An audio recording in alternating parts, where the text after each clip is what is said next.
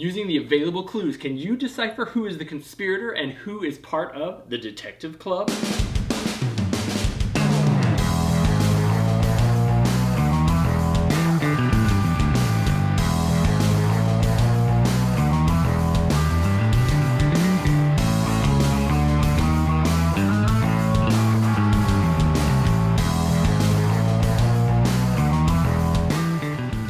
Hey guys, and welcome to Tantrum House Studio 3. I'm Will Meadows. And I'm Liam Meadows, and today we're reviewing the game Detective Club from Blue Orange. It's a 4 to 8 player game, and it takes about 45 minutes. It's a deductive social party voting game. It's from designer Alexander Nevsky, and it was illustrated by M8i Studios. Blue Orange sent us a copy to take a look at, so let's see how it's played.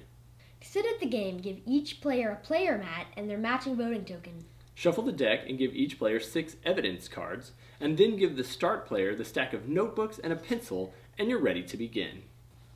At the start of each round, the first player, Informer, will write a descriptive word on all but one notebook. The notebooks will then be dispersed randomly to the players, and in turn order, each player will reveal a card from their hand and play it to their player board.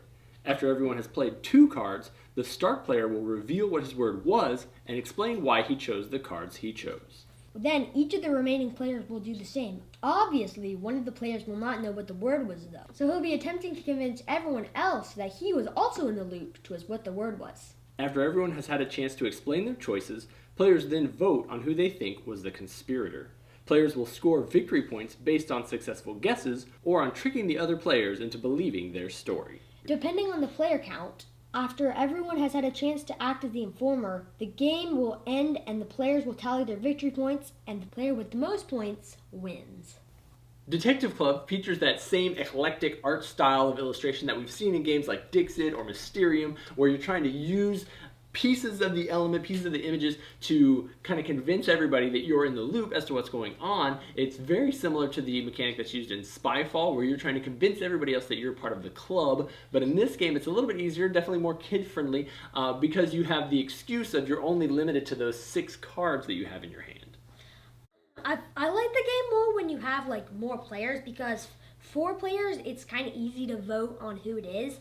8 players, it definitely gives a more range. Who the characters are? Yeah, it's a little bit more difficult to be able to tell who is just randomly putting down cards when you have fewer people, so it is a little bit more exciting and more interesting when you have more players. Plus, there's just more opportunity to look at all the cool artwork that's on the table. The game does feature a couple different variations of play, so you can play the version that we explained in the rules, where you, at the end of the turn, get to explain, the word was autumn, but I laid this green card because I thought autumn is over or is about to come, and so I laid this green card. Sometimes you can lie your way out of not knowing. Sometimes you actually are limited by the cards that are in your hand, which gives you a good excuse for, oh, I have bad cards. Right, it was the best choice I had from what I was limited to. Another version of the game is nobody defends themselves or ever even explains what the word is. You just vote for who you think was missing the loop. And then it's really funny because you get lucky sometimes. Nobody voted for me because I got lucky, and the first card I played was blue. The word was winter. I thought the word was pointy, and this blue thing had a pointy thing in it, and you just get really lucky with it. We played with a bunch of kids and older people. What did you think of the last time? Did you think kids disadvantage doesn't matter? Pretty fair? Pretty fair, pretty much. Pretty fair. The game helps you out for sure because you have that excuse. Yeah. I didn't lay a good card. Do you didn't have any good cards. Do you have to be a good liar to play this game? I mean, you can play it. I mean, every time the person got picked, at least once. Somebody gave him one because they could tell he was lying.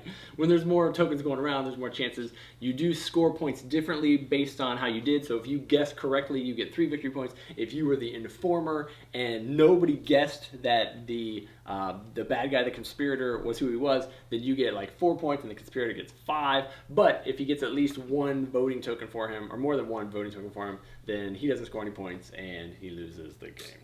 Pretty fun. The components were simple. The card art is great. Any other thoughts? I kind of like the artwork in it. It kind of was blotchy in a way. Blotchy? It was kind of all over the place, right? Yeah. Crazy colors, different stories, no idea what's really going on, but fun stuff. If it sounds like the type of game that you would enjoy, be sure to check out Detective from Blue Orange, and then thank you as always for subscribing and following along at Tantrum House.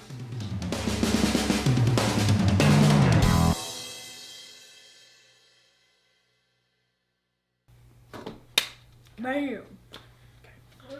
Get everybody else, blah, blah, blah. It's just Detective Club from Blue Orange. It's for 4 to 8 players. Plays in 45 minutes. It's a game from 48 minutes. For 48 minutes. You can play 48 minutes. That's probably right. Detective. The game, so let's check out how it's played.